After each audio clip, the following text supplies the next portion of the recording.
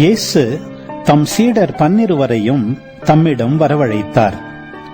தீய ஆவிகளை ஓட்டவும் நோய் நொடிகளை குணமாக்கவும் அவர்களுக்கு அதிகாரம் அளித்தார்.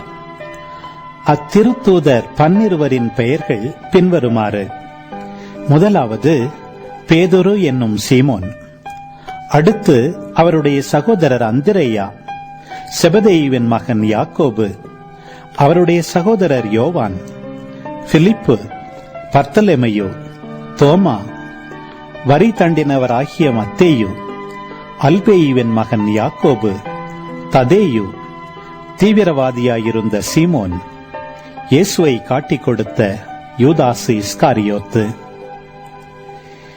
இயேசு இந்த 12 அனுப்பிய போது அவர்களுக்கு அறிவுரையாக கூறியது: பிற இனத்தாரின் எப்பகுதிக்கும் செல்ல வேண்டாம், சமாரியாவின் நகர் எதிலும் நுழைய வேண்டாம்.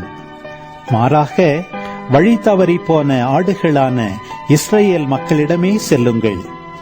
அப்படி செல்லும் போது விண்ணரசு நெருங்கி வந்துவிட்டது என பறைசாற்றுங்கள்.